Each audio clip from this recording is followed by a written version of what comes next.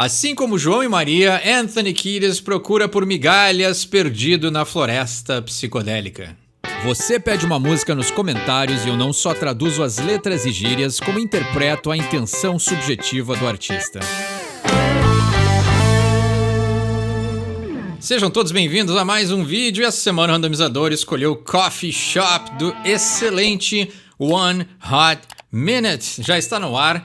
Capas com duplo sentido, volume 2. Então, o que eu peço pra vocês, não peço nada, quase nunca. Nunca fico aqui implorando coisas, mas se tem um hype sobrando, dá lá no vídeo de Capas com duplo sentido, volume 2, pra mostrar aí pra mais pessoas. Eu vi que vocês gostaram, vai ter um volume 3, provavelmente vai ser um quadro mensal. Então, pra terminar os meses, eu vou angariar aí capas com duplos sentidos ou com algum conteúdo interessante pra gente analisar nesse vídeo. Diversificar um pouco o conteúdo do canal, intercalar com dissertações. Tem Arctic Monkeys para os fãs de Arctic Monkeys e a gente tem o bom e velho Chili Peppers. E fazendo os cálculos, se os Chili Peppers não saírem do hiato e lançarem coisas novas, nós temos aí 9 meses para traduzir a discografia completa de estúdio da banda. Então, né, uma página e meia de músicas sobrando para serem traduzidas. Então vamos lá para a música de hoje, que é Coffee Shop. O que falar desse som e do One Hot Minute? Eu acho que o Dave Navarro, de todas as pessoas que já passaram pelos Chili Peppers, é um guitarrista injustiçado, porque ele consegue transitar muito bem entre o peso ali alternativo dos anos 90 e o funk rock, né? E o funk puro também, não só o funk rock, assim. Então eu acho que essa versão dos Chili Peppers, quem merecia um segundo disco e uma segunda chance de contribuir para a banda é o Dave Navarro. Eu acho que eu já falei isso em algum outro vídeo, mas essa química que ele tem com os integrantes e esse peso a mais que ele trouxe, principalmente aqui, que ano que a gente tá no One Hot Minutes? 1995. A gente tá então aqui no auge, né? Na crista da onda da explosão do grunge e do rock alternativo. Então a gente tem aqui um Chili Peppers acrescentando essa fonte ao seu leque de opções e casa muito bem, assim. O Chili Peppers já tinha um som pesado, eles não necessariamente enchiam de distorção nas suas músicas, mas aqui o Dave Navarro traz para nós um peso, né? Um peso literal, um peso mais do que a intenção. Ele realmente aumenta ali os volumes dos amplificadores, tem uns riffs um pouquinho mais pesados. Eu acho que ele traz até um lado um pouquinho mais dark, assim. Eu acho que o Anthony e os Chili Peppers, eles são muito bons em camuflar coisas muito pesadas com melodias e músicas um pouquinho mais descontraídas, mas o Dave Navarro, ele parece que ele direciona o som da banda mais para esse peso, né? Então eu acho que é muito interessante o que os Chili Peppers estavam produzindo nesse momento, e Coffee Shop é mais um exemplo disso, assim, né? Além da quebradeira, ela tem um peso a mais, e eu acho que o Dave Navarro merecia ter a chance de explorar mais o seu som com um segundo disco. Como sempre, a gente começa pelo nome da música, né? Então, Coffee Shop é a cafeteria. E aí ele diz, I'm just a lousy bum searching for the unknown crumb, the crumb, the crumb. Então, eu sou apenas aí um porco, um pior, um ruim. O bum é o vagabundo, né? O mendigo, aquele cara que, né, não tem o que fazer, desocupado. Então ele é... e o lousy é a ideia de alguém que não faz bem o seu papel. Então, até mesmo para ser um vagabundo, ele não faz muito bem, né? Então eu sou um vagabundo que não é muito talentoso, pode ser, né? Mas o próprio talento de ser vagabundo, e ele diz searching for the unknown crumb, né? Procurando pela migalha desconhecida, a migalha e a migalha, né? Então aqui, né, é uma música de substâncias, então a gente já traduziu várias dessas, e a ideia e ele já vai, né, na próxima frase aqui ele já vai justificar o que eu tô falando, né? Porque o que é a migalha, né? É tu ficar ali de pouquinho em pouquinho, né? João e Maria tentando encontrar o caminho de volta para casa, mas a trilha original não existe mais. Então a gente tem isso que é bem interessante, né? Ele foi por esse caminho na floresta mágica psicodélica e agora ele não consegue voltar, porque, cara, a célebre frase, né, chasing the dragon, né? Então ele tenta cada vez mais procurar aquele mesmo high, aquela mesma elevação que ele teve na primeira usada da substância, seja lá qual for, e ele nunca consegue encontrar, alcançar, né? Então ele está sempre procurando por migalhas desconhecidas. Something or someone to come along, illuminate my lust, combust. Olha só que interessante, né? Anthony brincando muito bem com as palavras, ele diz alguma coisa ou alguém para vir, né? E o come a gente já traduziu muitas vezes, né? O come tem esse duplo sentido que a gente já conhece, mas alguém para vir, para aparecer ou para, né, chegar ao orgasmo, que venha junto, né? Come along, illuminate my lust, combust. Muito poético e muito bem usado. Como flui bem a frase, né? Esse é o marco de alguém que tem o domínio da palavra, né? Em 1995, os Chili Peppers aqui provavelmente já tinham uns 10 anos, eles começaram ali em 80 e poucos, né? Então aqui já é um Anthony que já está há muitos anos escrevendo poesias e sabe muito bem como moldar, né? Então vamos de novo, olha só. Something or someone to come along, illuminate my lust, combust.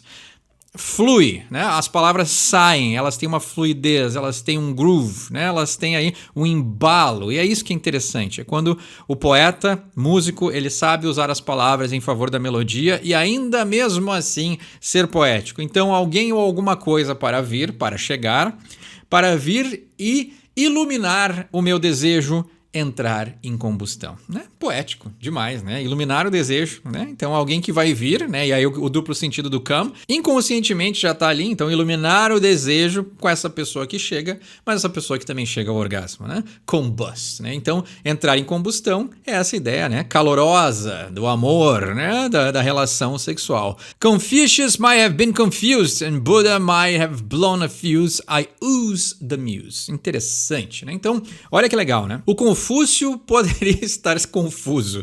É interessante, né? Legal. E o Buda poderia ter explodido um fusível, né? Ou seja, a ideia de que, né, o Confúcio era um pensador, mas aqui ele diz que ele se confundiu, e o Buda, que era o pai da meditação, né, o pai da clareza mental, ou seja, aquela pessoa que não se irritaria, né? Aquela pessoa, né? Se eu não me engano, o budismo é aceitar as coisas, né? Não importa se são boas ou ruins, né? Então essa ideia de, né, deixar ir, né? Aquela coisa zen, né? Muito associado ao budismo, né? Então, o Buda explodir um fusível, né? Queimar um fusível é a ideia de que ele estava pistola, né? Que ele estava muito brabo com alguma coisa.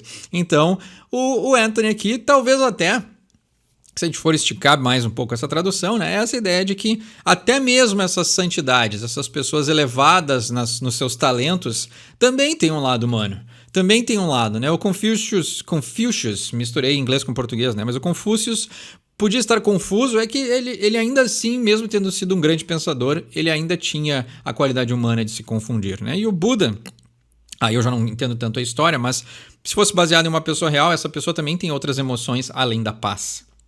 Então, atingir a serenidade não é algo que é 100% do tempo, o tempo todo, né? Em algum momento, a pessoa mais calma do mundo também se irrita. E eu acho que é interessante, assim, essa reflexão que o Anthony traz, né? E aí o I Ooze the Muse, né? O Ooze a gente traduziu esses dias, né? Tinha aquele filme das Tartarugas Ninja, O Segredo de Ooze, mas o Ooze, que talvez naquele vídeo eu não consegui falar ou traduzir, mas agora me veio a tradução da palavra, né? Ooze é exalar também, né? O que eu traduzi naquele outro vídeo, não lembro qual que era, mas o ooze também tem essa coisa da gosma, né? Daquela substância transformadora, né? Que é o contexto ali do filme das Tartarugas Ninja, mas o ooze é a ideia também de exalar, né? Então a gente pode ter todos esses sentidos, né? Então, I use the muse, né? Eu exalo a musa, né? Ou seja, o Anthony inspira e é inspirado, né? Meet me at the coffee shop, we can dance like Iggy Pop, another go in the parking lot, freak the cheek on your hot spot. Me encontre na cafeteria, nós podemos dançar que nem o Iggy Pop, né? Então, principalmente olhando o clipe aqui, né? Fazia tempo que eu não vi o Anthony Kiedis ali dos anos 90, né? Mas ele era muito influenciado pelo Iggy Pop, né? A ideia de tocar sem camisa, a coisa meio boxeador, aquela, né? O Iggy Pop eu não sei se teve cabelo comprido, né? Mas a gente vê que tem muito da performance, né? De palco do Anthony, muito inspirada no Iggy Pop, né? Então aqui, deixando bem clara a sua influência. Another go in the parking lot, né? Então vamos mais uma vez no estacionamento, né? Mais uma vez o quê? O que será que o Anthony vai fazer? Pode ser usar substância, pode ser, né, ter relações sexuais com aquela pessoa que aparece para iluminar o seu desejo, ou pode ser os dois também, né? Porque aqui, iluminar o desejo pode ser qualquer desejo, né? E aí já entra com o que a gente traduziu talvez na semana passada, né? Às vezes a gente julga as obsessões e os vícios das pessoas, mas tem muitos vícios que são aceitos no nosso dia a dia que a gente não para pensar que eles também têm que ser controlados, que eles também podem nos causar prejuízos. E aí ele diz, freak the cheek on your hot spot, né? Então aqui é muito mais sexual, né? O freak é a aberração, mas o freak também é aquela coisa que é estranha, né? Ou causar estranhamento. Então eu vou causar estranhamento na bochecha do seu lado quente, né? Do seu ponto quente, né? E bochecha também, né? Cheek, bochecha, é uma gíria para nádegas, né? Então ele vai causar estranhamento nas nádegas do ponto quente. Seja lá o que o Anthony quer dizer com isso, né? Mas já dá pra ter uma ideia, né?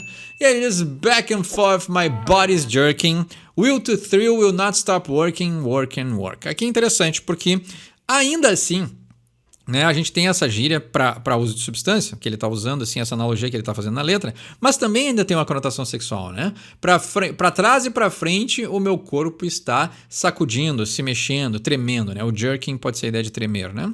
E o jerking off é a ideia de se masturbar, né? Então, essa coisa de ir para frente e para trás, a fricção do corpo, né? E aí ele diz, will to thrill will not stop working, né? Então, a vontade de... thrill é clássica música do AC/DC, shoot to thrill, né? É a ideia de atordoar, a ideia de espantar a pessoa, a ideia de surpreender a pessoa. Thrill é a ideia de ter surpresas, né? A ideia de entrar em ação. Deixa eu ver uma palavra exata para thrill. Excitar, emocionar, entusiasmar. Então tá aí, né? Isso aí mesmo, né? E tem o thrilling, né? Então aquela coisa que é emocionante, né? O Thriller do Michael Jackson, né? Aquele que emociona. Então ele tá dizendo, né? Will to thrill, né? Então a vontade de emocionar, a vontade de excitar will not stop working, né? Então essa vontade não vai parar de funcionar, work and work. Então ele repete várias vezes e a repetição, tá lá ele, cadê? Freud, né? Então sempre voltamos para esses caras, por isso que estão na minha parede, né?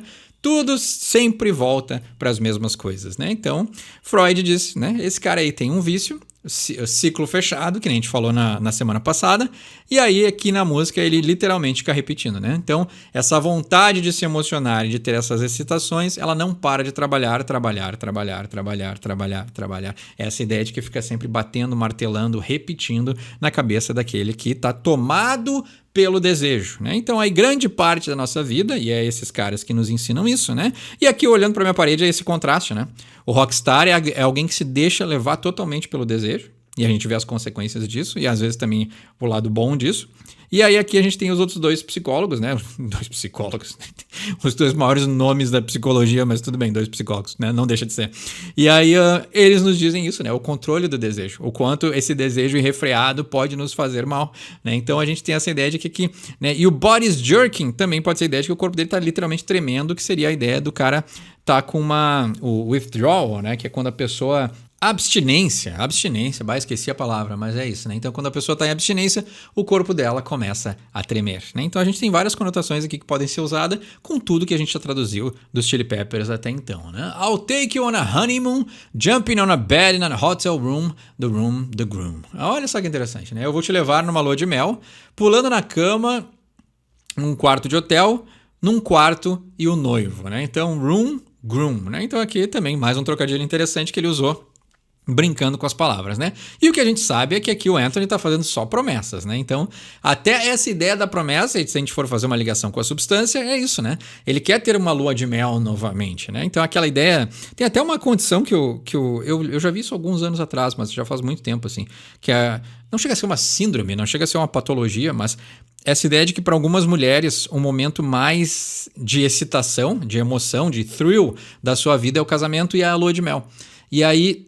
Nunca ela consegue... Claro, isso aí é um tipo muito específico de personalidade, né? E provavelmente tem um trauma por detrás disso, né?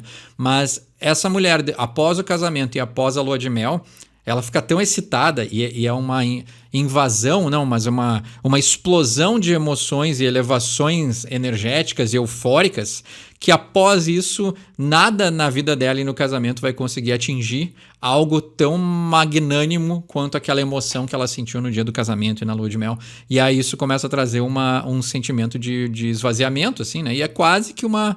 Né? Muito quase, né? Uma analogia bem distante, assim, mas muito quase com essa coisa de procurar, né? Essas excitações muito elevadas que tu não vai conseguir ter de novo, né? O casamento, né? Por mais que a pessoa case e se divorcie, quantas vezes tu vai casar na tua vida, né? Digamos aí, vamos exagerar. 5, 6, 10, né?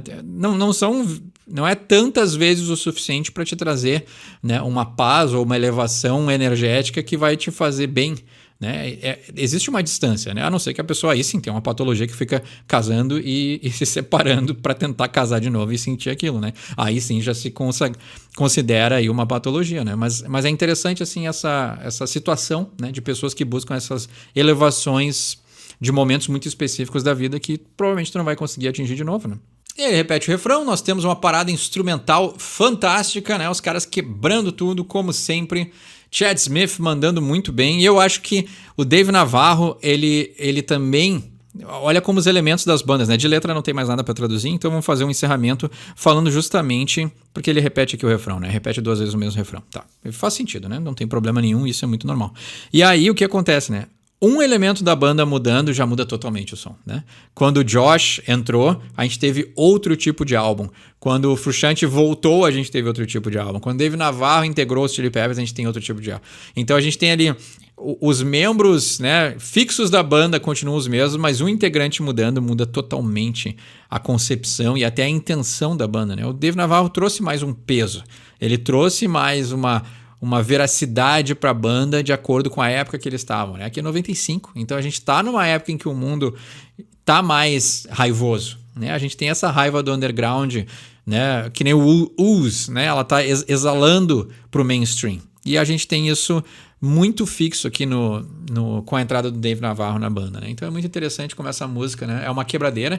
E aí o que eu ia dizer é que o Dave Navarro também estimula os outros integrantes a tocarem diferente, né? Então a gente tem um Chad Smith quebrando tudo na batera, né? Então ele sempre quebrou tudo, óbvio que ele sempre quebrou tudo. Mas aqui a gente tem alguém que força essa intenção mais pesada e faz com que os outros integrantes também entrem nessa onda energética, assim. E tamanha influência, né? Porque talvez eu não sei o quanto ele era amigo dos caras da banda ou o quanto eles também se sentiam confortáveis de criar junto com o Dave Navarro, mas é um cara que conseguiu comandar uma mudança de estilo, né? Eles não mudaram totalmente, mas teve uma clara mudança no One Hot Minute. E é muito interessante isso, né? O quanto o entrosamento e até a capacidade dele de saber quem ele é musicalmente, né? Então, o Dave Navarro, sabendo quem ele é como guitarrista, como compositor, ele não está tentando se adequar aos Chili Peppers, foi quase que o contrário. Foi quase os Chili Peppers se adequando ao estilo de tocar dele, que é bem mais pesado, né? E aí, claro, né?